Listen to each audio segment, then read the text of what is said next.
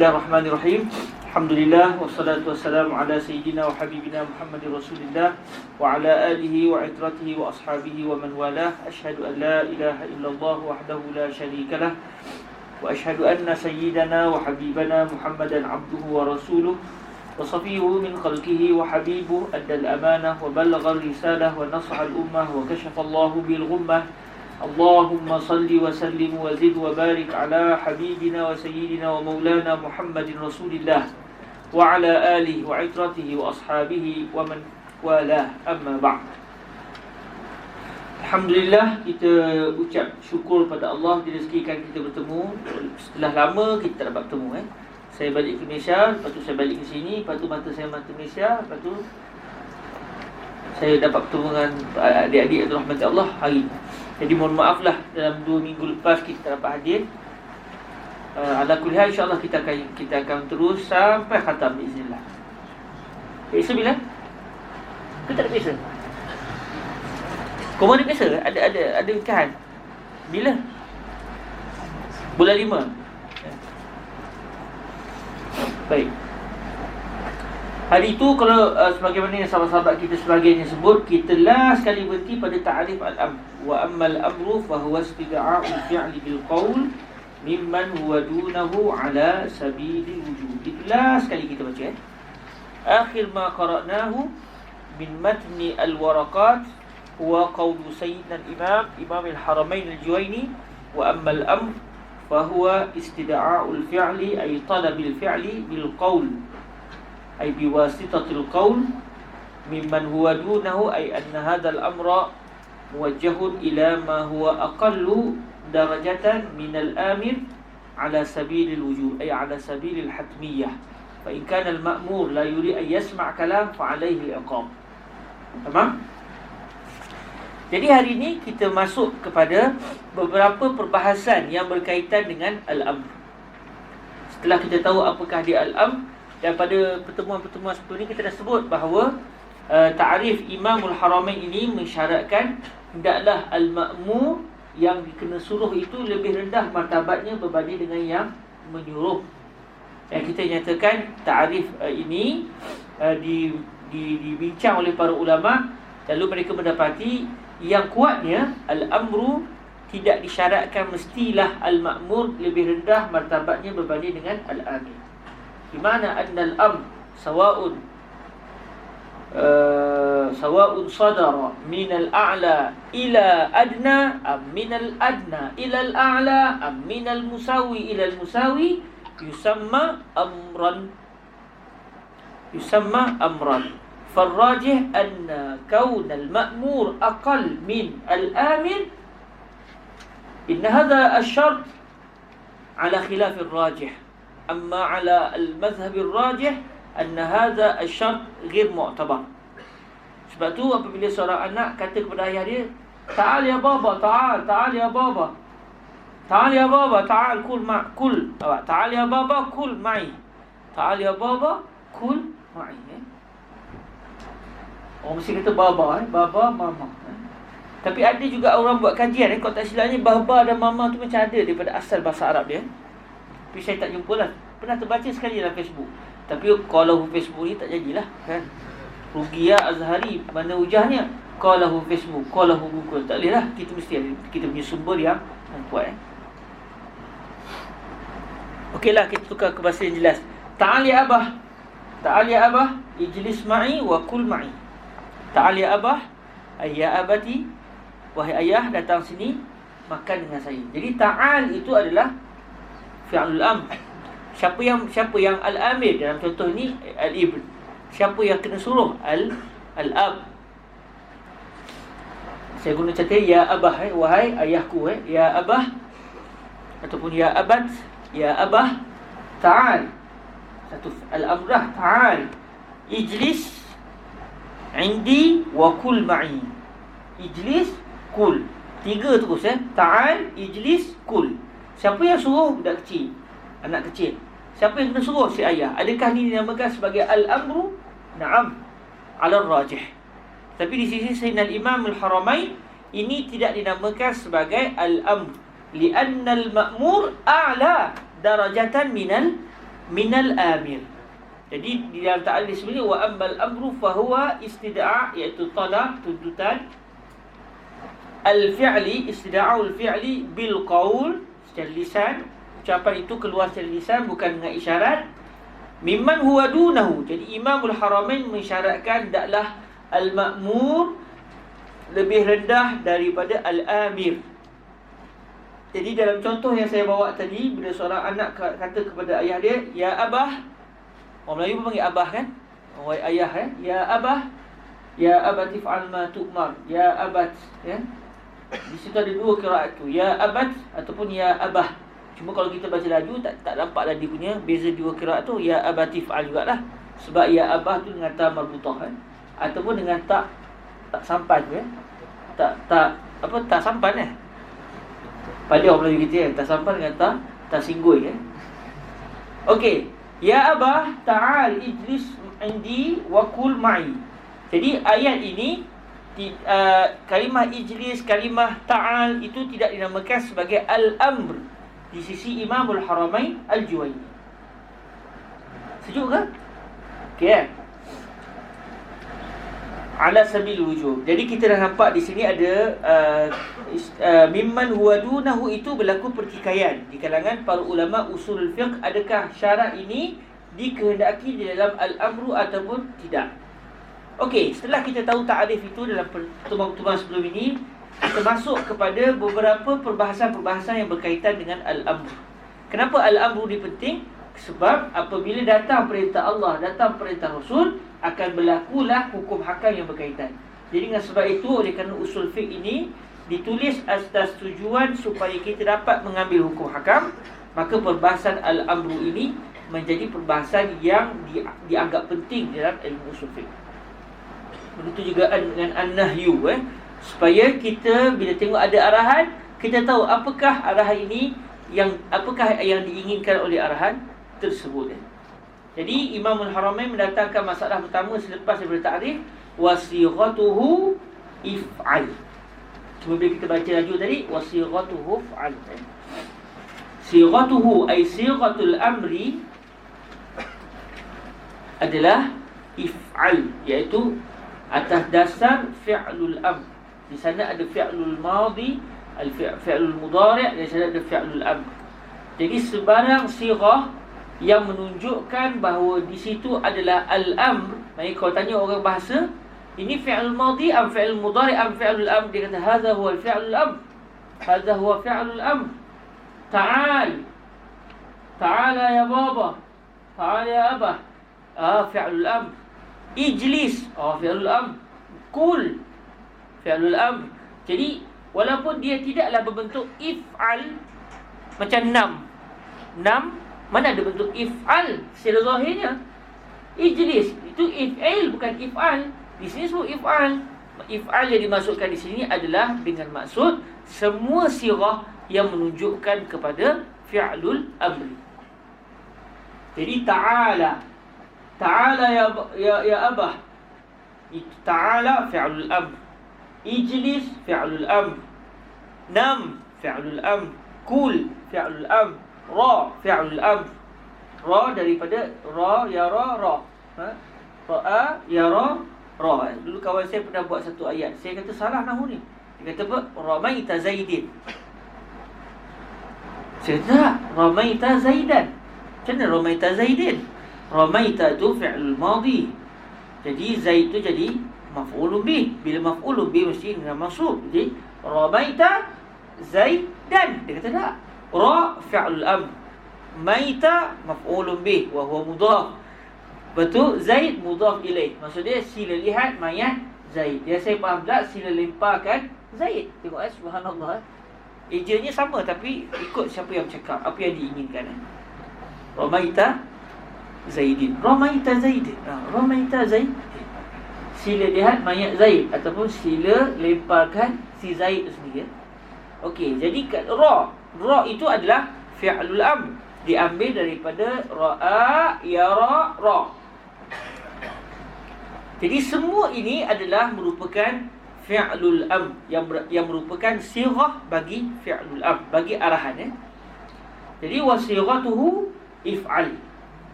Itu yang pertama. Maknanya kalau fi'lul madhi bukan al-amr. Fi'lul mudhari' bukan al-amr. Jadi sebarang ayat yang berbentuk madhi atau mudhari' tidak ada di sana arahan. Secara dasarnya begitu. Melainkan kalau di sana ada petunjuk luar, kita namakan sebagai qarinah. Ada petunjuk luar yang menunjukkan ini adalah arahan. Ketika itu barulah dianggap sebagai arahan. Tetapi asalnya fi'l madhi dan juga fi'l mudhari' itu bukan bertujuan untuk menyatakan arahan. Sebaliknya untuk menceritakan apa yang berlaku. Jadi fi'lul amri adalah untuk menunjukkan berlakunya arahan, manakala fi'lul mudhari' dan juga fi'lul madhi untuk menceritakan tentang khabar, tentang apa yang berlaku. Semata-mata cerita. Ja'a Muhammad. Oh, itu je lah. Ja'a Muhammad. Oh, Muhammad datang. Dan kita, itu je lah. Dia selesai. Ana akul. Oh, mabruk. Akan tu ta'miyah qabla qalil. Kuais. Itu je lah. Tapi kul ma'i. Di sana ada arahan. Sila makan bersama dengan saya. Di situ ada arahan. Baik. Selesai tentang sirah. Senanglah. Sebarang sirah al-am, maka di sana ada tuntutan untuk yang disuruh melakukan perbuatan yang disuruh tersebut. Wa 'indal itlaqi wat tajarrudi 'anil qarinah yuhmalu 'alayhi.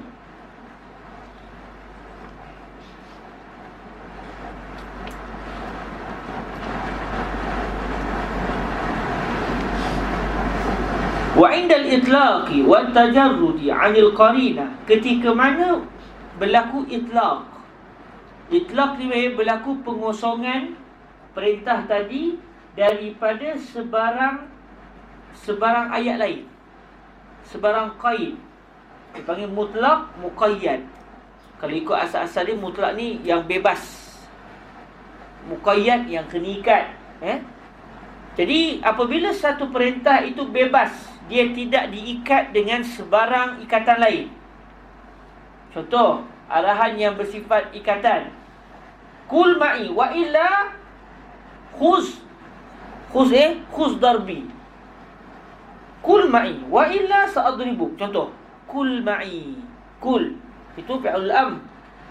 Tetapi bila datang ayat selepas tu, wa illa sa'adribu, kalau tak makan saya pukul. Ketika itu tahulah kita arahan itu arahan yang mesti dibuat. Kalau tak buat, daya kita. Jadi dia ada ikatan. Maksudnya al-amru di sini tidaklah bersifat mutlak. Sebaliknya dia sudah mempunyai qarinah. Dia sudah mempunyai petunjuk luar, petunjuk yang bukan diambil daripada perbuatan al-amru itu sendiri, daripada fi'lul amr, tapi diambil daripada yang lain. Contoh dia dalam kita punya ayat tadi, kita kata perintah ini mesti dibuat, wajib dibuat. Kita kata wajib tadi diambil bukan daripada al-amr, kalau ikutlah, tetapi diambil daripada adanya qarinah. Itu kalau ada qarinah. Wa 'indal itlaq, apabila kosong, perintah tadi kosong. Maksud inda itlaqi al-amri, ketika kosongnya perintah tu dia semata-mata ta'al ya akhi. Contoh, ta'al tu ya, ta'al ya akhi, saya kena buat ke? Kalaulah Nabi SAW, contoh, kalau kita berada pada zaman Nabi kata ta'al ya khairan nizam, wajibkah saya lakukan perintah Nabi sebut, atau sunat, atau mubah? Ini perbahasan dia. Kalau Nabi kata ta'al wa illa fal'iqab, ketika itu jelas-jelas ada petunjuk luar yang menunjukkan arahan tadi mesti dibuat. Tapi kalau Nabi SAW sebut pada kita, contohnya ta'al. Jadi kalau saya tak pergi ke depan, dosa ke tidak? Adakah arahan tadi wajib diikut atau tidak? Di sini perbahasan yang sedang kita bincangkan. Wa 'indal itlaq, apabila arahan tadi kosong daripada sebarang petunjuk. Wa tajarrudi 'anil qarinah, kosong daripada sebarang petunjuk luar. Jadi kata para ulama, sebenarnya al-itlaq sama erti dengan tajarru' 'anil qarinah. Jadi di sini Imam Al-Hamid mendatangkan penafsiran. Kalau orang tanya itlaq ni apa dia? Kena ikat dengan kayu, dengan tali apa? Sebab kalimat itlaq tu dia, kalau ikut segi asal-asalnya berkait dengan tali, diikat. Jadi mungkin orang tanya apa dia ikat, bila pula perintah kena ikat dengan tali. Mungkin orang tak faham. Jadi didatangkan ucapan watajarrudi 'anil qarinah. Kosong arahan tadi, kosong dari sebarang petunjuk luar. Semata-mata arahan saja. Ta'al. Itu je. Jadi kalaulah perintah itu seperti ini bentuknya, tidak ada sebarang petunjuk luar, kita nak kata arahan tadi wajib ke tak wajib? Arahan ini mesti dibuat atau tidak? Okey. Yuhmalu alaihi. Yuhmalu alaihi. Maka arahan tadi akan ditanggungkan, maksudnya akan difahami alaihi, alal wujub. Kalau ikut takrif al-amru tadi al-amru fa ammal wa ammal amru fa huwa istida'ul fi'li bil qaul mimman huwa dunahu ala sabil al-wujub. Jadi kalau dah tak ada sebarang petunjuk luar, kita balik kepada asal dia. Maka al-amru itu untuk lil wujub. Maka alaihi di sini bermaksud alal wujub.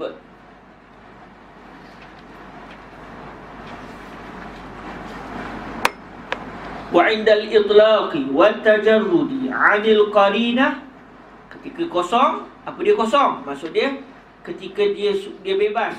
Bebas. Apa dia bebas? Kosong daripada sebarang qarinah, petunjuk luar. Yuhmal ay yuhmalul amru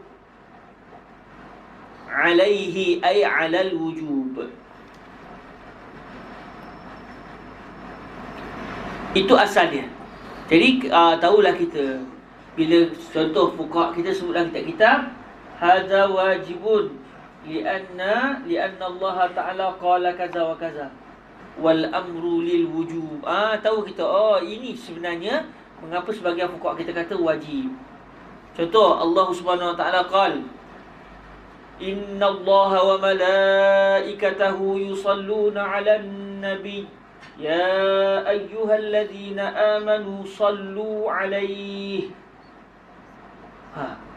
Sallu. Sallu ni fi'lul madhi am fi'lul mudhari am fi'lul amr? Fi'lul amr. Salla yusalli salli. Salli salliya sallu. Kan dia punya nasi tasrif dia gitu tak?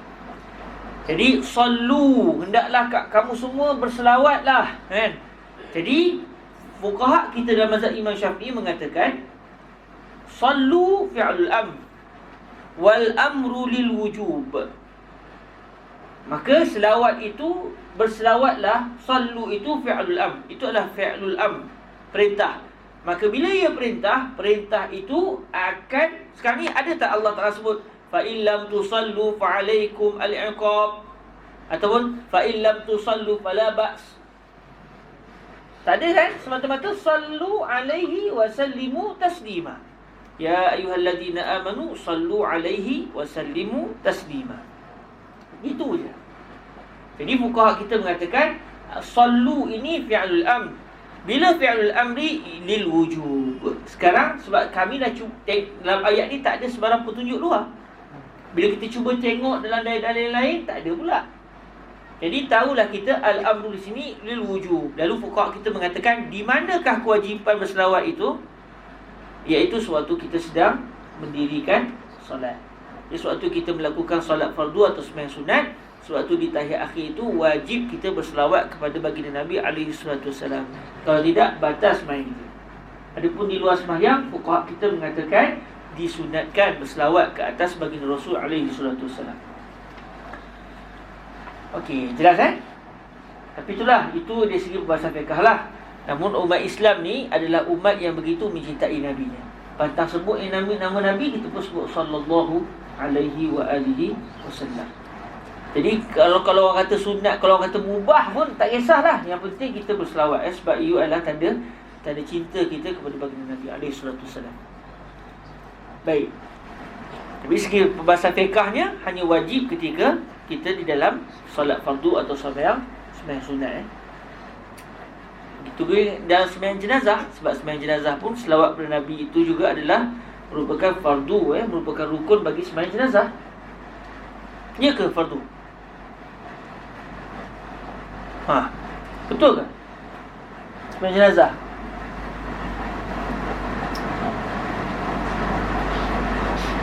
Fardu ke? Saya pun dah terlupa lama dah tak jumpa jenazah. Sekejap, pastikan. Ustaz ni kelas Sufi Ustaz je lah. Macam ni dah terkeluar.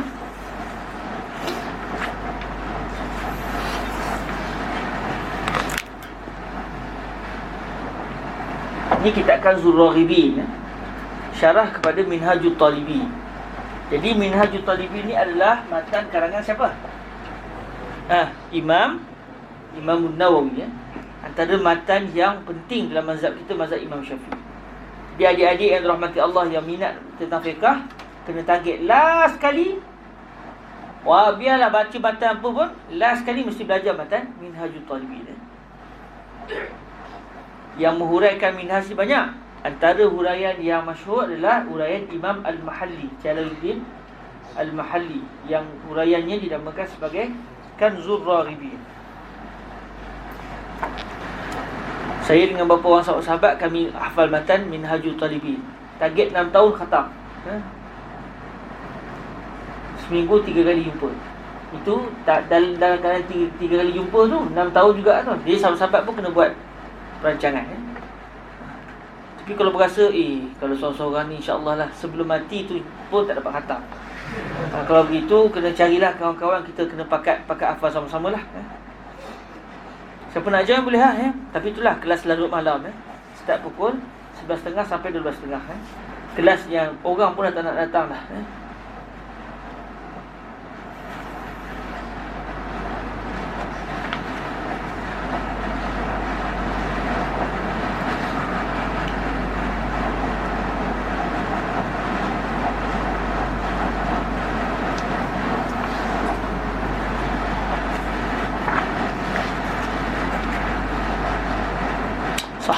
Kan?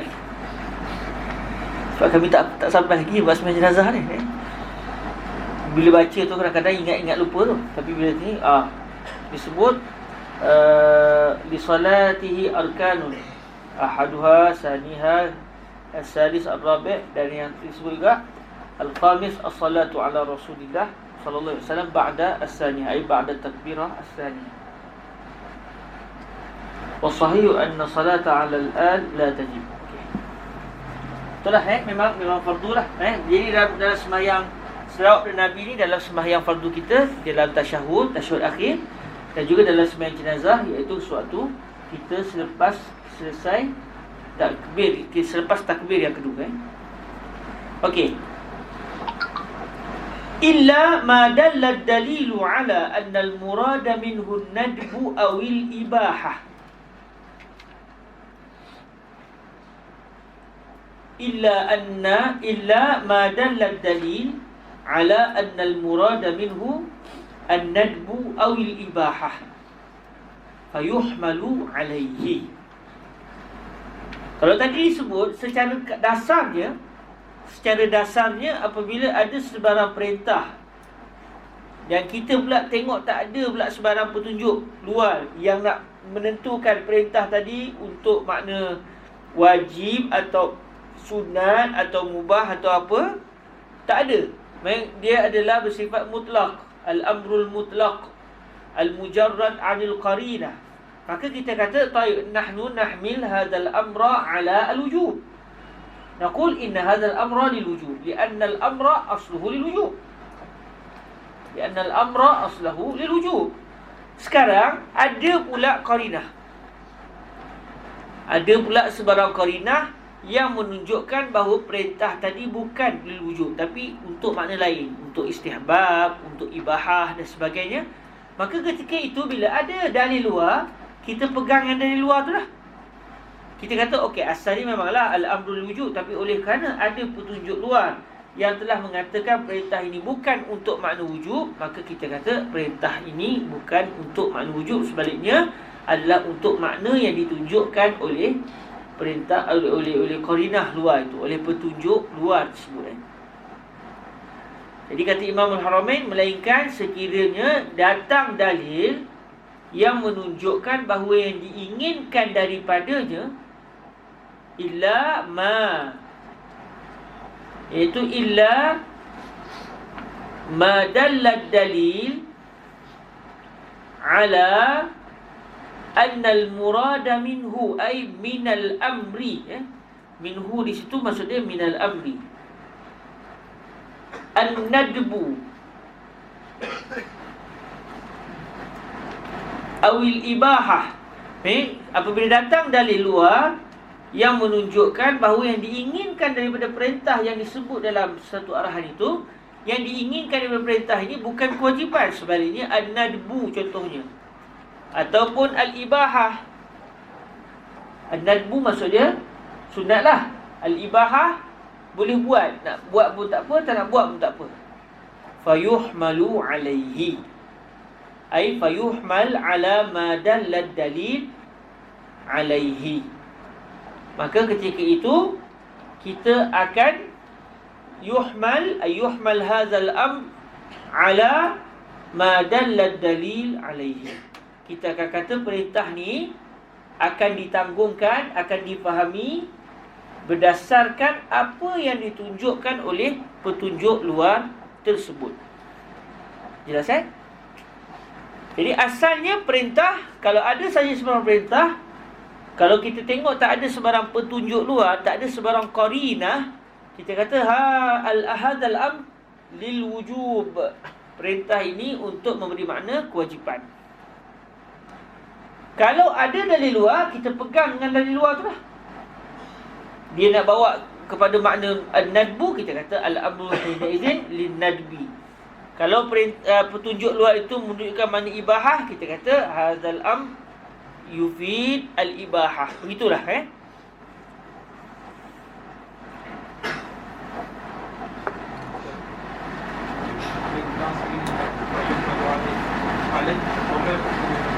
fayuhmalu alaihi, fayuhmal ala ma dallad dalilu alaihi.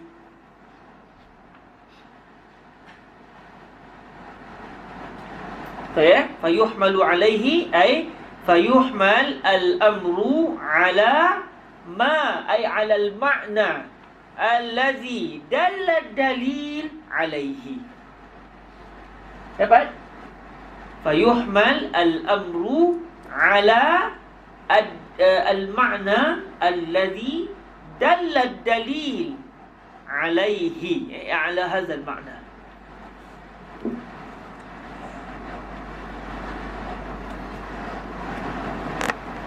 Jadi kalau kita buka dalam kitab-kitab fiqh, sebarang dalil-dalil yang sunat, kadang-kadang datang dengan perintah.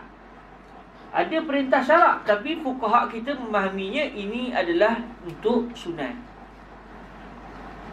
Okey, jadi bila ada sebarang perintah yang ada bukti luar yang menunjukkan dia bukan untuk memberi makna wajib, maka kita akan fahaminya dengan makna bukan wajib.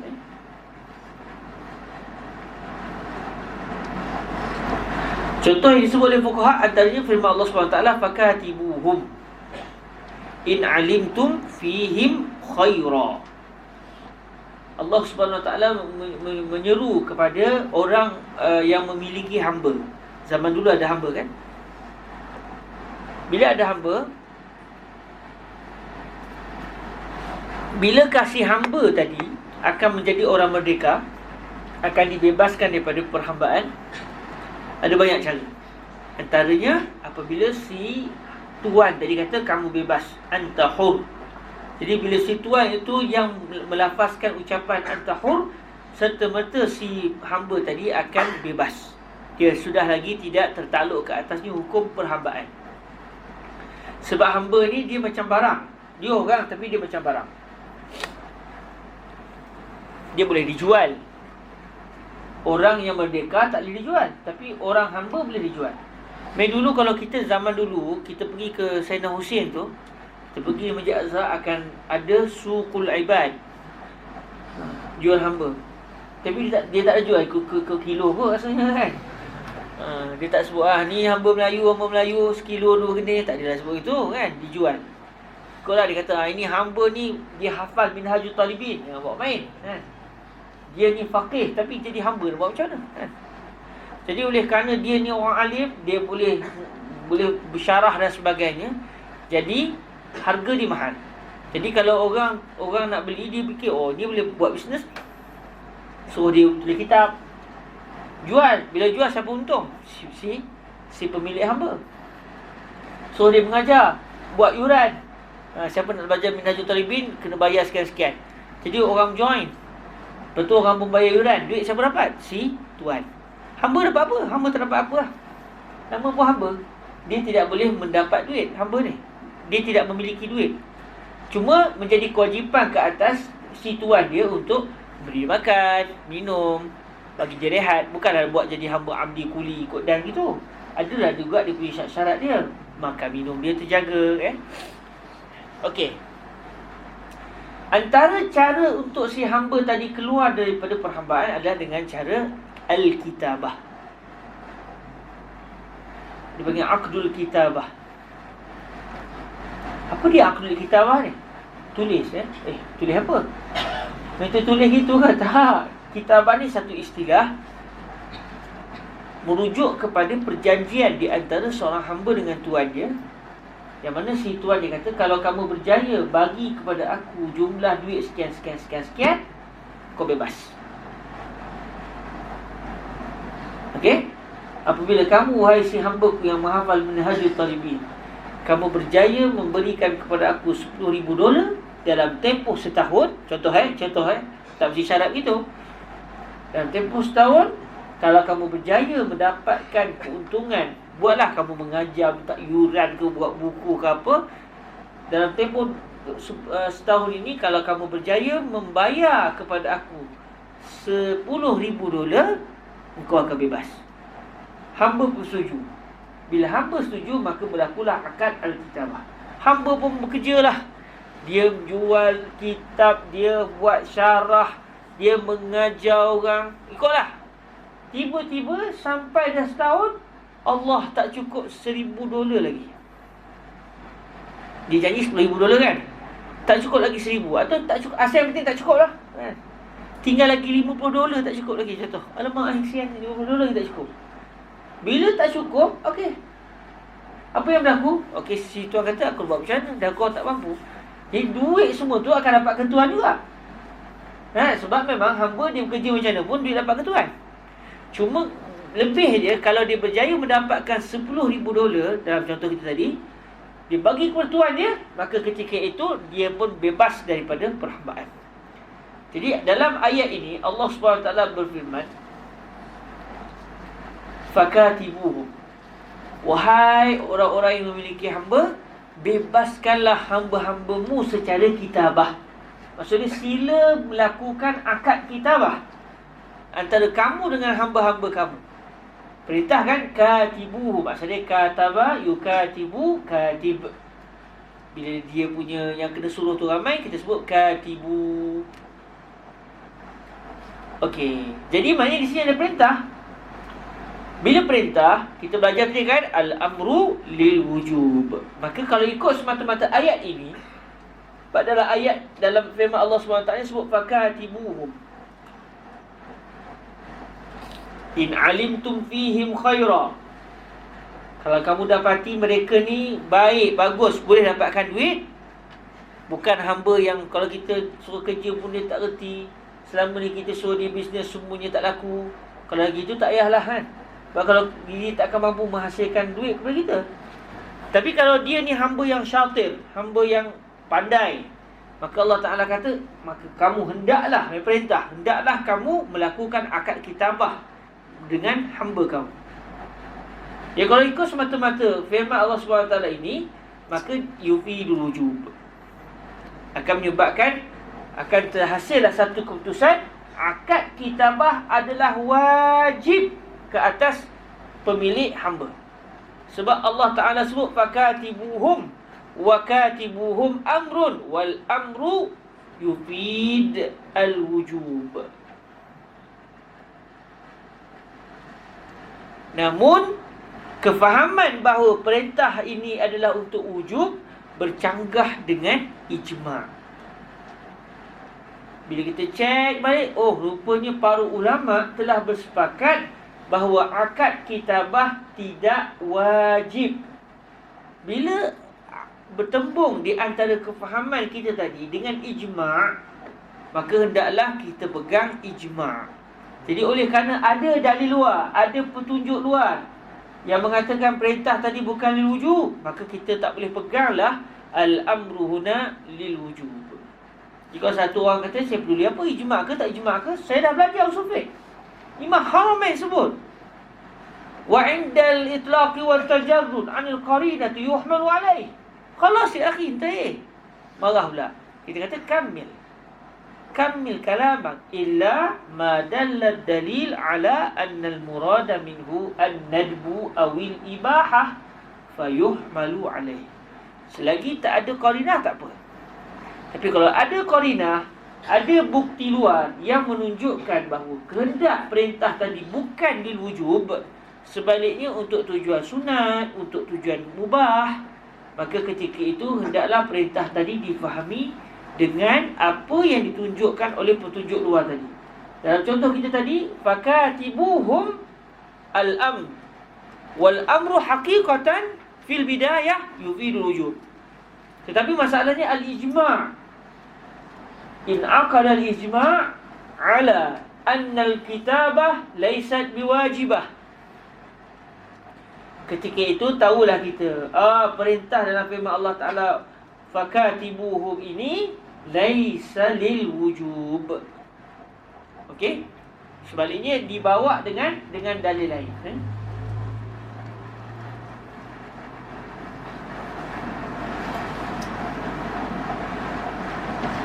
Dalam hadis yang disebut kuntu nahaitukum an ziyaratil kubur ala fazuruha. Kuntu nahaitukum, dulu kata Nabi, saya larang kamu daripada pergi ke kubur pada awal-awal Islam. Sebab ialah mereka baru masuk Islam, masih lagi terkesan dengan budaya jahiliah. Baru saja masuk Islam, mau tak mau mesti akan terikut-ikut juga dengan budaya jahiliah. Di kubur kok meratap, di kubur ke sembah kubur ke apa ke, kan? Lalu Nabi kata kuntu nahaitukum an ziyaratil kubur, saya dulu halang kamu daripada pergi ke kubur. Ala fazuruha. Sekarang silalah fazuruha, ziarahilah kubur. Zuru maksud dia adalah fi'lul amr. Zara yazuru zuru sebab dia ramai. Jadi maknanya ziarah hazal am yufidul wujub. Kalau wajib, siapa tak ziarah kubur dosa. Tapi rupa-rupanya bila kita tengok, apabila perintah itu datang selepas larangan, itu adalah qarinah yang menunjukkan bahawa perintah yang datang selepas larangan untuk mengatakan dia adalah lil ibahah. Okey, sebab kita tengok ayat, saya dulu tak bagi kamu pergi kubur. Pergilah kubur. Apa yang kita faham? Nak pergilah. Sekarang tak masalah. Siapa nak ziarah kubur silakan. Tak nak ziarah pun tak apa. Tapi bila kita cek balik, rupanya di sana ada gesaan syarak untuk pergi ziarah kubur. Ziarah kubur ni dia membawa kepada istihbab. Dia membawa kepada istihbab. Tapi asal-asalnya dia untuk mengatakan sudah tidak lagi wajib. Jadi asal-asalnya ziarah tu kalau ikut semata-mata perintah fazuruha, sudah jadi wajib sebab dia adalah perintah. Tapi oleh kerana ada qarinah, ada petunjuk luar yang menyebabkan kita mengatakan bukan wajib, maka kita akan pegang berdasarkan apa yang ditunjukkan oleh petunjuk luar tersebut. Jelas? Okey, sebelum saya lanjutkan, ada siapa nak tanya?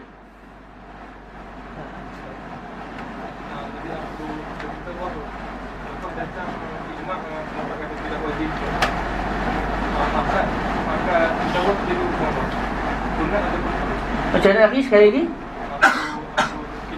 Al-Kitabah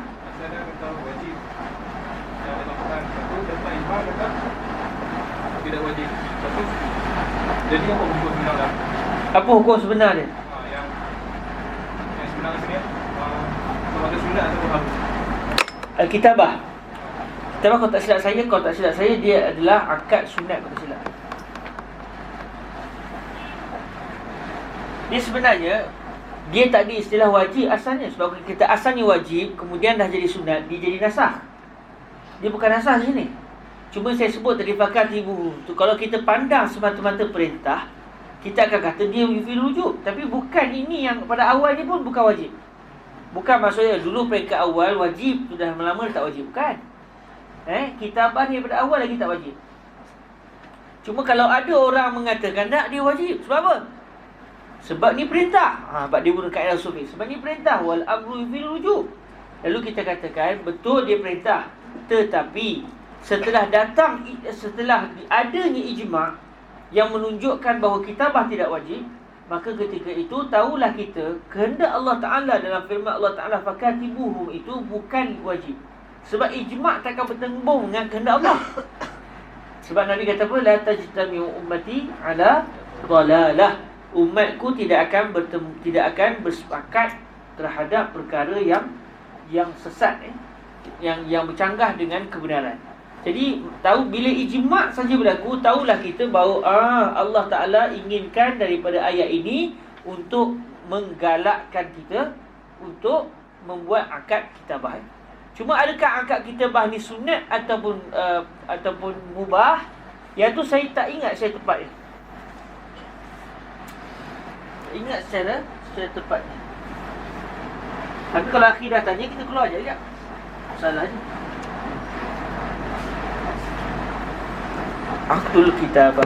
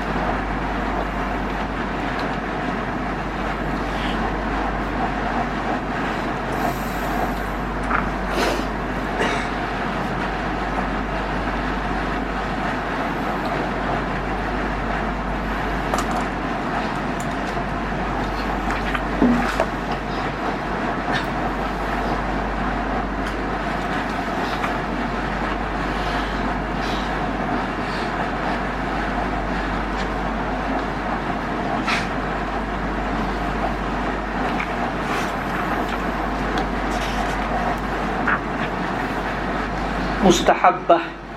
Qala Sayyidina Imam Abi Syuja' wal kitabatu mustahabbatun idza sa'alaha al-'abdu.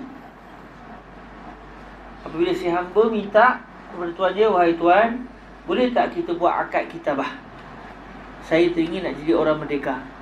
Ketika itu sunat untuk si tuan dia melakukan akad kitabah. Sunat.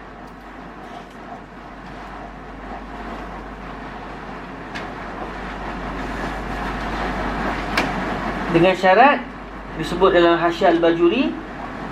Jadi sunat tu apabila berlaku 3. Pertama, si hamba minta.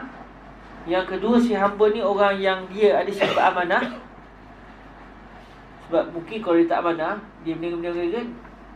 Sebab dia berniaga dan tempoh tu duit tak bagi lagi kat tuan, dia boleh simpan. Kalau dia tak amanah, dia kata, hai, ikut gaya ni saya silap mahu tak dapat ni, tak cukup ni, simpan duit je. Jadi dia niaga dia sorok. Lagi akhirnya, tuan, tak maaf lah tuan, tak dapat lah nak bayar. Okey lah, tak apalah, jadilah hamba. Tapi dia dah jorok duit banyak dah ni. Sekejap sejak dia beli barang. Jadi tidak amanah. Tapi kalau dia seorang yang amanah, lepas tu dia pula memang pandai cari duit, dia ada kepakaran, kemahiran untuk dapatkan wang, dalam masa yang sama dia pun minta untuk dia bebas secara kitabah, maka ketika itu sunat bagi si tuan dia untuk melakukan akad kitabah. Tapi kalau tak cukup syarat ni, hukum kitabah adalah harus mubah.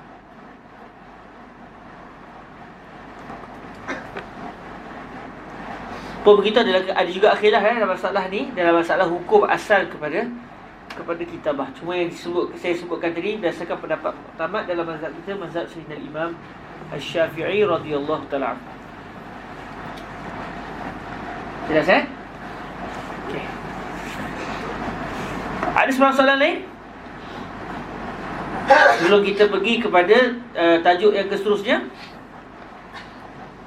Jadi kita dah selesai dah. Wa indal itlaqi wat tajarrudi 'anil qarinati yuhmalu 'alaihi, ay 'ala al-wujub illa ma dalla ad-dalil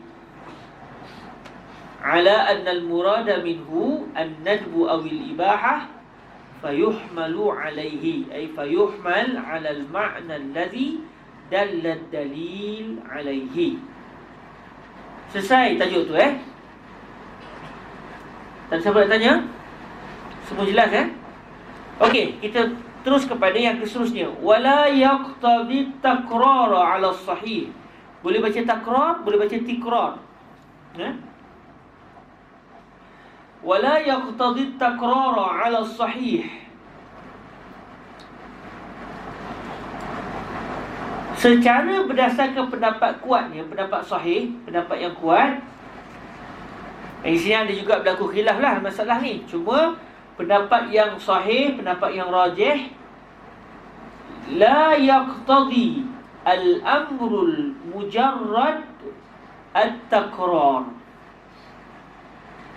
Wala yaqtadi, maksudnya wala yaqtadi al-amrul mutlaq al-mujarrad 'anil qarinah. Hadha al-amr la yaqtadi at-takrar. Berdasarkan pendapat yang kuat, sebarang arahan yang bersifat kosong tadi, kosong daripada sebarang kait, sebarang ikatan, sebarang dalil luar, perintah ini tidak akan menunjukkan bahawa mesti buat banyak kali. Takrar ni mesti kena buat banyak kali. Contoh, kalau saya sebut kepada seorang sahabat saya, ta'al ya akhi, kul ma'i. Dia faham. Kul fi'lu amrin. Walaysa hunaka wal amil lam yakul kul marratan wahidah faqat, wala marratin, wala usbu'in. Wa atlaq. Dia tak sebut pun kena makan banyak kali ke, sekali ke, tapi dia sebut makan je. Bila macam tu, kena setiap kali saya nampak dia makan, saya kena makan dengan dia. Betul lah budak tu. Mula-mula ta'al ya akhi kul. Ta'al, hadir, makan. Petang tu dia nampak kawan dia tengah makan, dia pun datang, fadal ya akhi, atini syuaya. Ni li'annaka qulta munzu sa'at qul wa huwa al-amr wal amru yufidu takrar. Jadi kalaulah dia sebut buat perangai begitu, kawan dia dah sebut wa huwa khilafus sahih, li'anna as-sahih wal mu'tamad anna al-amra la yaqtadi at-takrar. Jadi apabila satu arahan dikeluarkan, dia sebenarnya berdasarkan pendapat yang kuat tidak menunjukkan bahawa orang yang disuruh untuk melakukan perbuatan tu kena buat banyak kali. Maksudnya kena cukup sekali je lah. Tak juga. Sekali pun tidak, banyak kali pun tidak. Betul tak kena buat banyak kali, kena buat macam mana? Sebab ya imam kena buat sekali saja, imam kena lebih daripada sekali. Pendapat yang kuat, perintah yang tidak disebut kena buat banyak kali ataupun kena buat sekali saja, perintah kosong lah, kita gunakan istilah begitu.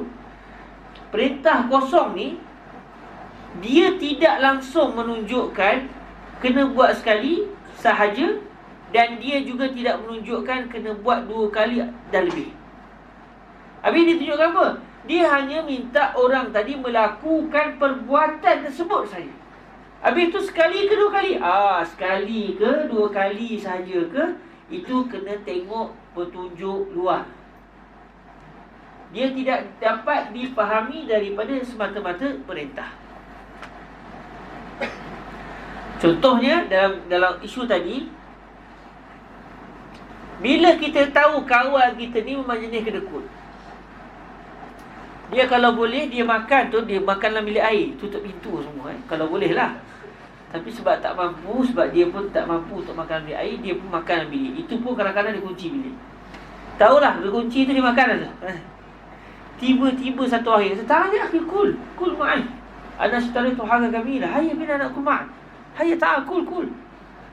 Apa koordinat kita faham? Ini sekali lah ni. Ini mungkin dalam 1000 tahun sekali ni je lah aku ada makan dengan dia. Sebab tahu perangai dia. Ada koordinat luar.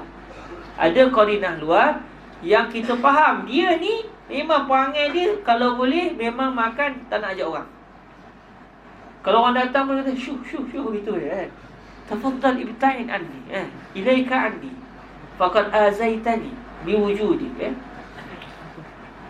Dia diajak makan, apa korinah kita faham? Inilah kali pertama dan terakhir makan bersama dengan dia Jadi tahulah kita bahawa saya diminta untuk makan dengan dia sekali je lah. Tahu mana sekali tu? Berdasarkan korinah luar. Bukan diambil daripada kalimah ta'al, kul. Bukan diambil daripada kalimah kul tu. Itu kalau contoh memang kawan kedekut. Kalau kawan ni memang dia ni macam perangai Nabi Ibrahim AS. Tak boleh makan seorang-seorang. Tension. Lapar ni tapi makan seorang-seorang tak boleh lah. Kena ajak orang. Dan kali nampak kata, ya kita ta'al ya. Wallahi ana antazir munzu nisfi sa'ah man sayati fayakul ma'i hatta nazalat barakat wassakanat wat ila ilahi. Kita tahu perangai dia ni mandi kalau tension apa ni? Tak jumpa kawan nak makan. Duit ada, makan sedap-sedap. Tetapi tak ada orang nak makan dengan dia. Dia tak boleh makan seorang-seorang. Dia kena makan menyembah dengan orang. Perangai dia begitu. Ikram, dia seorang yang memuliakan orang lain. Bila dia kata kul ya akhi, tahulah kita khalas. Kullama wajadtuka akilan sa'akul ma'ak. Kullama wajadtuka akilan sa'akunu akulan. Mush akilan faqad sa'akulu akulan. Ay syadidal akli. Tahu mana kita bahawa yang kita diminta untuk makan banyak kali dengan dia? Dengan sebab qarinah luar. Bukan diambil daripada kalimah kul, tapi diambil daripada qarinah luar. Di sini contohnya adalah perangai di sini atau qarinah luar yang lain. Ya akhi ta'al. Sekali je lah makan dengan dia. Sebab dia buat isyarat. Isyarat juga adalah qarinah luar. Dia kata ta'al ya akhi kul.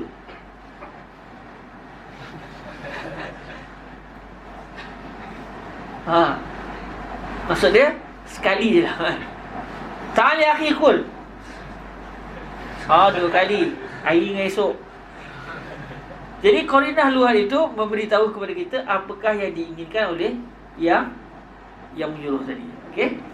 Jadi kata Imam Al-Haramain Al-Juwaini, wala yaqtadi ay la yaqtadi lafzul amr at-taqrar 'ala sahih.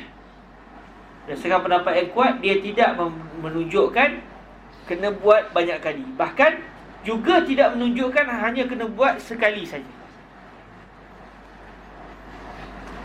Sekali sahaja ke, 2 kali sahaja ke, 3 kali sahaja ke, itu kena diambil daripada petunjuk luar, daripada qarinah. Illa iza dallad dalil alaihi ay ala takrar. Melainkan sekiranya datang dalil luar yang menunjukkan bahawa kita yang kena suruh tadi diminta melakukan perbuatan itu banyak kali. Ketika itu tahulah kita yang perintah tadi adalah mesti dibuat banyak kali. Ini kalau kita fikir-fikir mungkin tak terperasan dalam ucapan kita mungkin kita tak perasan sebab kita mengkaji sumber syariat Tapi kalau kita tengok subhanallah, ulama kita bincang perkara ni kerana ia sangat penting dalam masalah istinbat hukum. Kenapa kita kena sembah banyak kali? Sebab Nabi sembah banyak kali. Jadi tahulah kita aqimis salah itu, aqimus salah, aqimu itu sebenarnya litakrar. Bukan kerana diambil daripada kalimah aqimu. Sebaliknya diambil daripada qarinah luar, iaitu apabila datang ada hadis yang bila sahabat tanya, kami ni Allahu amaraka an nusalliya as-salawati fil yawmi wal laylah. Macam tu lebih kurang hadisnya dalam riwayat Bukhari.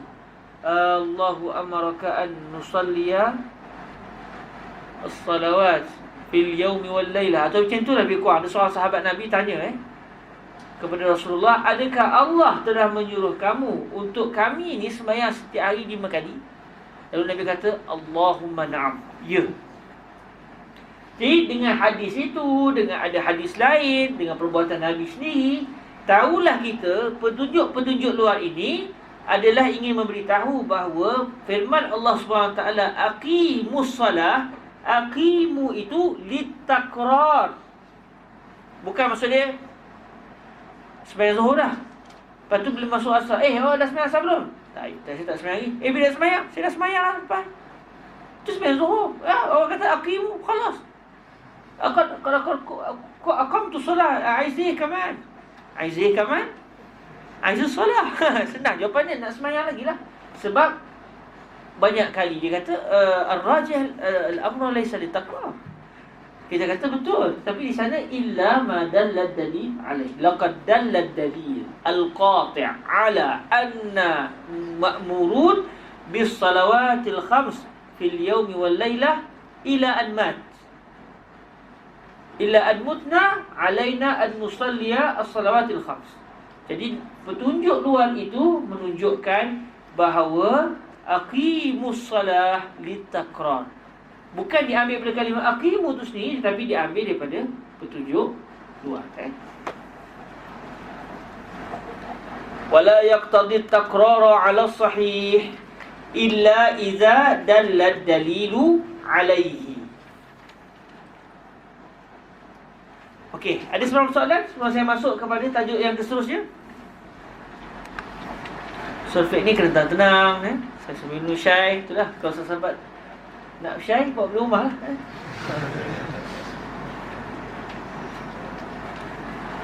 Dia bukan macam ceramah, Dia kena tenang sebab dia main otak. Saya sendiri kalau baca usul fiqh, beza saya baca usul fiqh dengan baca hadis.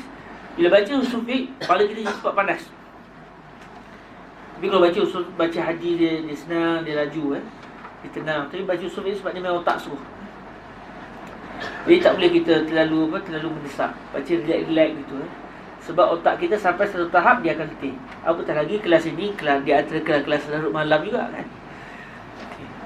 Ada soalan? Clear? Semua faham Okey, kalau macam tu kita masuk pada yang seterusnya. Qala rahimahullahu azza wa jalla wala yaqtadil fawr. Wala yaqtadi al-fawr. Maksud dia wala yaqtadil amrul mutlaq. Ma huwa al-amrul mutlaq? Yani al-amrul mujarrad 'anil qarinah. Hadha al-amr la yaqtadi al-fawr.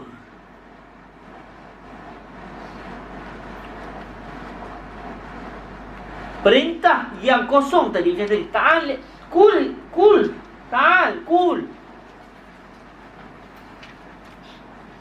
Perintah yang kosong, dia tak kata ta'al ya akhi al-an. Ta'al ya akhi ta'al al-an. Lazim an ta'ti al-an ta'al. Kalau itu jelas ada al-an tu. Jadi dia sudah muqayyad bil waqt. Haisu inna hina izin ma'muruna bil ityan fawran. Jadi ketika itu tak payahlah kita bincang yani huwa qal ta'al al-an, huwa yufidu al-an am ba'da al-an. Kalau itu soalan dia ghabi yani. Bingunglah istilahnya. Dah jelas-jelas dia akhi ta'al al-an. Yani turid minni al-an wala ba'da al-an. Al-an. Tafsir. Huwa al-amrul mutlaq. Mutlaq ya ami. Huwa al-khalas yani al-amru sarih murih ta'al al-an. Ais kaman. Jadi apabila perintah itu sudah ada, dia punya waktu dia selesai. Ya akhi ta'al ghadan. Al-an ya ammi ghadan. Yani al-an la haula wala quwwata illa billah. Aqul ya ammi ma sa'qul ghadan. Okey, jadi sudah ada muqayyad di zaman. Sekarang itu bukan isu dia lah, sebab kalau ada sudah ada penjelasan dia sekarang ke ba'da nisfi sa'ah ke ghadan ba'da bukrah. Contohnya kita buat urusan kat Universiti Azhar kan, sampai kata bukrah. Betul tu al-amru hina izin laisa mutlaqan, innama huwa al-maqrun bi qarina sarihah muridah murihah mut'ibah muhzinah mubkiyah. Ta'al ghadan. Okey. Yang itu tak payah kita bincang lah, sebab itu mana jelas. Sekarang kalau perintah itu kosong, tak disebut sekarang ke besok ke, tak disebut begitu. Kul izhab ila al-madrasah, izhab ila suq, izhab ila al-masjid. Itu je arahannya. Jadi adakah dia menyebabkan, dia perintah itu menunjukkan saya kena buat serta-merta, fauran maksudnya serta-merta, wala yaqtadi ay wala yaqtadi al-amrul mutlaq al-faur, maksudnya mubasharatan bisur'ah, maksudnya kena buat segera ke? Okey, kata Imamul Haramain, tak kena buat segera. Perintah yang kosong tadi tidak menunjukkan kena buat segera. Maknanya boleh buat lama-lambat lagi lah. Juga tidak menunjukkan kena boleh buat lama-lambat. Maksudnya wala yaqtadil faur wala yaqtadi aidan at-tarahi. Al-faur kena buat segera. Kalau tangguh-tangguh ni kita panggil at-tarahi, lewat-lewatkan sikit. Jadi perintah yang keluar daripada seseorang itu ataupun daripada syariat itu sendiri tidak menunjukkan kena buat serta-merta, bahkan tidak juga menunjukkan boleh buat lewat-lewat. Habis tu nak buat masa bila? Buat masa bila tu jangan tanya perintah, tengok dalil luar. Sama macam la yufidu takrar tadi. La yufidu takrar wa la yufidul marrah. Di sini al-amru la yufidul faur wa la yufidul tarahi. Jadi nak tahu segera ke tak segera tu kena tengok dalil luar. Habis perintah tu apa peranannya? Hanya nak bagi tahu kamu kena buat perbuatan ni. Perbuatan yang disuruh tu kamu kena buat. Nak kena buat banyak kali ke, sekali saja ke, tanya bukti luar. Tanya qarinah. Kena buat sekarang ke, ataupun kena buat lepas-lepas ni ke? Tengok bukti luar, tengok qarinah luar. Jadi kalau contoh seorang suami, dia kata kepada isteri dia, wallahi ana gawa'an, wallahi ana gawa'an, izhabi ila suq, izhabi ila suq, Allah barik fik, ma'lish, ma'lish ya habibti, katakan orang saya kan, ma'ziratan ya habibati, wallahi ana jawa'an, wallahi munzu sabah hatta al-an lam akul ba'd, izhabi ila suq law samahti. Apa qarinah dia? Yani ba'da sa'atin, ba'da yawmin, ba'da usbu', izhabi ila suq. Perintah kan? Izhabi ila suq. Dia tak kata pun izhabil an, atau izhabi ba'da yawm, atau ba'da syahrin, atau sanatin. Dia kata izhabi ila suq, sila pergi ke pasar. Jadi kalau isteri kata hadirah, samu at-ta'a ya habibi, lepas tu dia pun relax kat rumah. Yang suami kata arjuk hadir, arjuk, insyaAllah, ul ya Rab bas, ul ya Rab, kul ya Rab. Jadi ketika itu suami tadi akan geram, sebab akhirnya dia kata lima lam tazhabi hatta al-an. Saya kata anta lam taqul izhabil an wal amru la yufidu al-fawr. Ama ta'allamta usul al-fiqh ya habibi ya ba'li. Si suami kata alam tasma' kalam sayyidina al-imam al-haramain illa ma dalla ad-dalil alayh. Faqala zawjah lakin mش موجود في المتن. صح؟ مش موجود. Jadi suami kata na'am walakinahu yufham. Ya, akhirnya jadi munaqashah ilmiah lah kalau suami isteri tu memang duduk belajar agama lah. Sebab apa? Sebab ada qarinah yang menunjukkan si suami minta pergilah sekarang. Sebenarnya kata wallahi ana minas sabah hatta al-an ana lam akul ba', wallahi ana jawa'an. Apa itu qarinah dia? Ana jawa'an, izhabi, maksudnya al-an. Nampak tak? Izhabi al-an. Walaupun tak disebut al-an, tapi difahami daripada qarinah. Qarinah yang menunjukkan suami dah lapar sangat. Maksudnya suami ke pasar tu tujuan untuk apa? Untuk berjalan, beli barang, masak lah maknanya. Jadi di sana ada qarinah yang menunjukkan dalam situasi tadi al-amru di sini yufid al-fawr. Tapi kalau tak ada qarinah, kalau tak ada qarinah, yang itu akan menimbulkan masalah. Sebab kalau tak ada qarinah, maka yang disuruh kena tanya, yakni al-an, dia kena minta penjelasan daripada yang menyuruh. Jadi kalau dalam isu-isu begini sangat-sangat penting dalam, contoh kalau macam dalam proses mahkamah kan, dia akan perbahasan ni akan timbul. Saya suruh dia pergi ke kedai, dia tak pergi. Si isteri kata, betul ya Harif, dia suruh saya pergi kedai, tapi dia tak kata pun kena pergi sekarang. Nampak? Dia qadi tu pun kalau tak baca Sufiq, entah macam mana nak buat dia. Jadi benda-benda begini sangat penting. Sebab kita tahu, perintah ni sendiri daripada semata-mata perintah, dia tidak menunjukkan kena buat bila. Buat bila ni diambil daripada bukti luar. Okey, jelas? Wala yaqtadi al-fawr. Maksud dia, la yaqtadi al-amrul mujarrad an zikril al-fawriyya aw tarahi. La yaqtadi al-fawr. Kenapa tidak menunjukkan perintah tu sendiri tidak menunjukkan kena buat segera?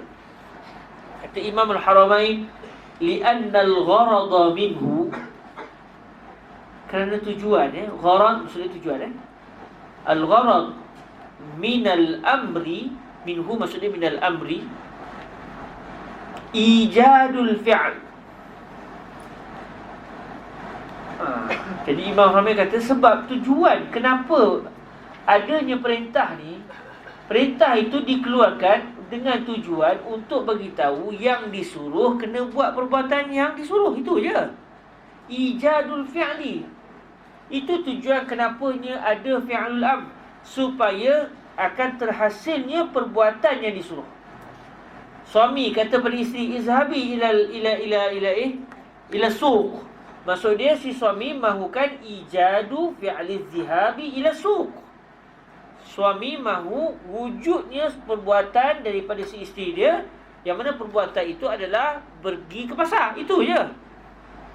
Jadi kata Imam Al-Haramain, gharad, tujuan daripada al-am adalah mujarrad ijadil fi'li, semata-mata supaya perbuatan itu muncul, wujud.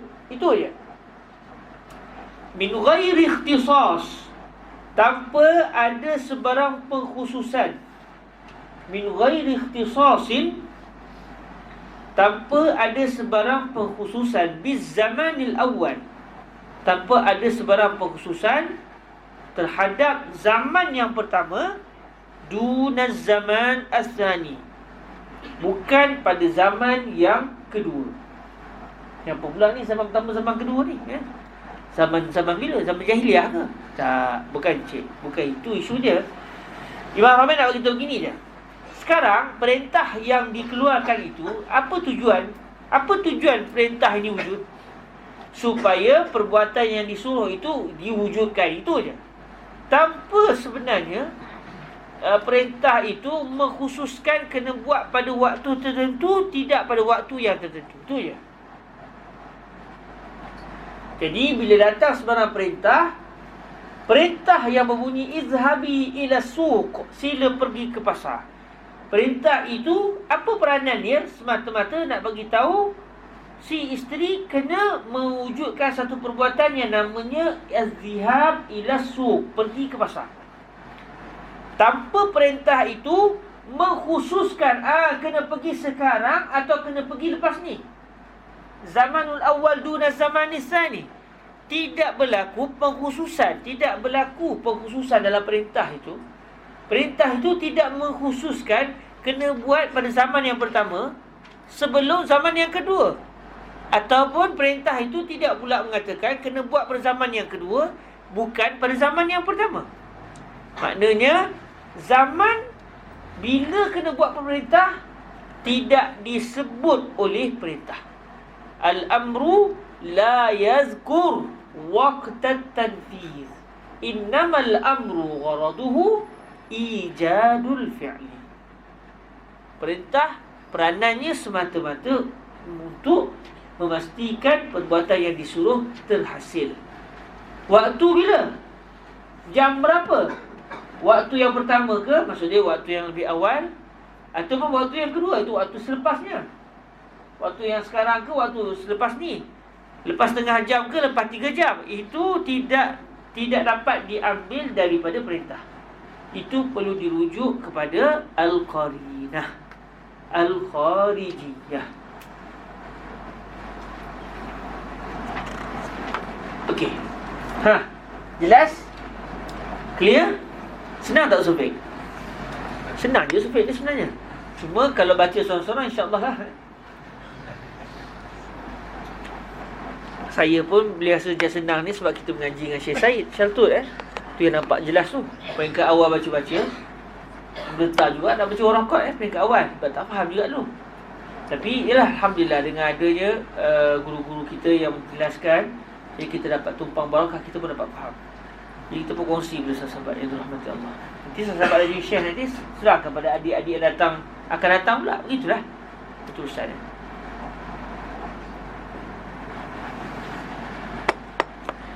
Okey. Selesai kita punya madah kita. Okey, ada lebih kurang 60 minit yang berbaki. Saya cadang nak hafal matan. Okey. Sebab kalau saya teruskan dengan syarah, rasanya otak kita semua dah tempur lah.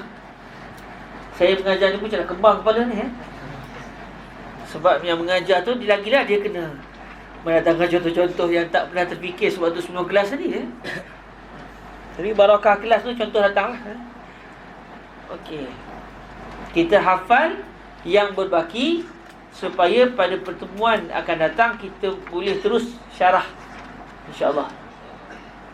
Tapi saya cadang nak ambil sikit je, sebab takut kalau ambil banyak tepu belaka kembang kepala semua Tapi tak apa kita berpenat dalam ilmu itu lagi baik daripada kita bersenang-senang dengan kemalasan Okey, kita sambung. Sebelum tu kita baca yang telah kita hafal tadi. Lepas tu kita sambung dengan matan yang baru. Boleh? Sebab saya kali ni bercita-cita semua untuk dapat hafal matan ni. Sebab saya pribadi tak hafal lagi matan ni. Dah banyak kali khatam kelas tapi tak dapat dah hafal. Moga-moga kita dapat khatam sama-sama. Kalau dapat khatam sama, kita buat kenduri besar. Okey?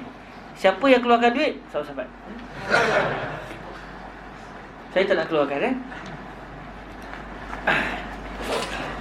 وصيغته افعل وعند الإطلاق والتجرد عن القرينة يحمل عليه إلا ما دل الدليل على أن المراد منه الندب أو الإباحة فيحمل عليه ولا يقتضي التكرار على الصحيح إلا إذا دل الدليل عليه ولا يقتضي الفور لأن الغرض منه إيجاد الفعل من غير اختصاص بالزمان الأول دون الزمان الثاني وصيغته افعل وعند الإطلاق والتجرد عن القرينة يحمل عليه إلا ما دل الدليل على أن المراد منه الندب أو الإباحة فيحمل عليه ولا يقتضي التكرار على الصحيح إلا إذا دل الدليل عليه ولا يقتضي الفور لأن الغرض منه إيجاد الفعل من غير اختصاص بالزمان الأول دون الزمان الثاني والأمر بإيجاد الفعل أمر به والأمر بإيجاد الفعل أمر به والأمر بإيجاد الفعل أمر به والأمر بإيجاد الفعل أمر به والأمر بإيجاد الفعل أمر به والأمر بإيجاد الفعل أمر به والأمر بإيجاد الفعل أمر به والأمر بإيجاد الفعل أمر به والأمر بإيجاد الفعل أمر به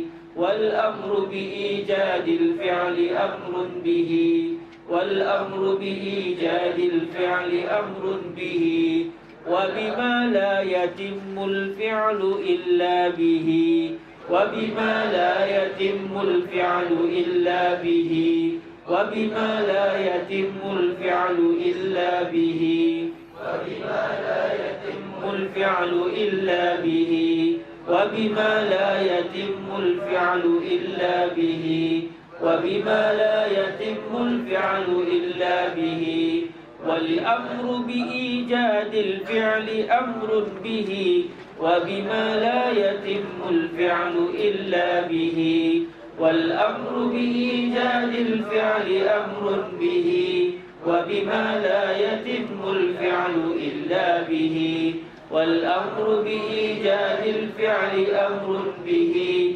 وبما لا يتم الفعل إلا به كالأمر بالصلاة أمر بالطهارة كالأمر بالصلاة أمر بالطهارة كالأمر بالصلاة أمر بالطهارة كالأمر بالصلاة أمر بالطهارة كالأمر بالصلاة أمر بالطهارة كالأمر بالصلاة أمر بالطهارة كالأمر بالصلاة أمر بالطهارة المؤدية إليها كالأمر بالصلاة أمر بالطهارة المؤدية إليها كالأمر بالصلاة أمر بالطهارة المؤدية إليها كالأمر بالصلاة أمر بالطهارة المؤدية إليها والأمر بإيجاد الفعل أمر به وبما لا يتم الفعل إلا به كالأمر بالصلاة أمر بالطهارة المؤدية إليها والأمر بإيجاد الفعل أمر به وبما لا يتم الفعل إلا به كالأمر بالصلاة أمر بالطهارة المؤدية إليها والأمر بإيجاد الفعل أمر به وبما لا يتم الفعل إلا به كالأمر بالصلاة أمر بالطهارة المؤدية إليها والأمر بإيجاد الفعل أمر به وبما لا يتم الفعل إلا به كالأمر بالصلاة أمر بالطهارة المؤدية إليها والأمر بإيجاد الفعل أمر به وبما لا يتم الفعل إلا به كالأمر بالصلاة أمر بالطهارة المؤدية إليها وصيغته افعل وعند الإطلاق والتجرد عن القرينة يحمل عليه إلا ما دل الدليل على أن المراد منه الندب أو الإباحة فيحمل عليه ولا يقتضي التكرار على الصحيح إلا إذا دل الدليل عليه ولا يقتضي الفور لأن الغرض منه إيجاد الفعل من غير اختصاص للزمان الأول دون الزمان الثاني والأمر بإيجاد الفعل أمر به وبما لا يتم الفعل إلا به كالأمر بالصلاة أمر بالطهارة المؤدية إليها وصيغته افعل وعند الإطلاق والتجرد عن القرينة يحمل عليه إلا ما دل الدليل على أن المراد منه الندب أو الإباحة فيحمل عليه ولا يقتضي التكرار على الصحيح إلا إذا دل الدليل عليه ولا يقتضي الفور لأن الغرض منه إيجاد الفعل باختصاص بالزمان الأول دون الزمان الثاني والأمر بإيجاد الفعل أمر به وبما لا يتم الفعل إلا به كالأمر بالصلاة أمر بالطهارة المؤدية إليها والحمد لله رب العالمين. Okey, ada rezeki insya-Allah kita bertemu semula pada minggu hadapan pada jam 8.30 malam biiznillah subhanahu wa taala. Moga diberkati Allah, moga semuanya dimudahkan Allah azza wa jalla.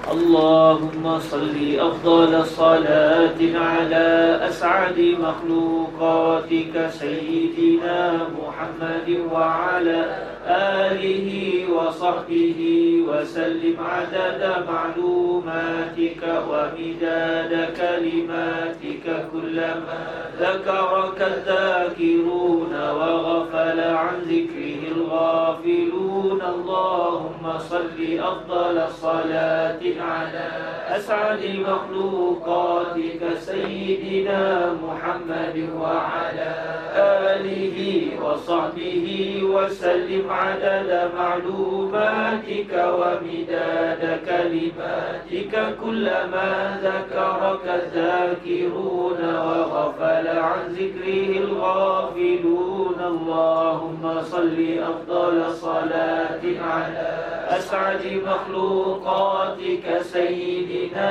محمد وعلى آله وصحبه وسلم عدد معلوماتك ومداد كلماتك كلما ذكرك الذاكرون وغفل عن ذكره الغافلون. اللهم صل وسلم وزد وبارك على الحبيب النبي وعلى آله. سبحانك اللهم وبحمدك أشهد أن لا إله إلا أنت أستغفرك وأتوب إليك. بسم الله الرحمن الرحيم. والعصر إن الإنسان لفي خسر إلا الذين آمنوا وعملوا الصالحات وتواصوا بالحق وتواصوا بالصبر. والسلام عليكم ورحمة الله وبركاته.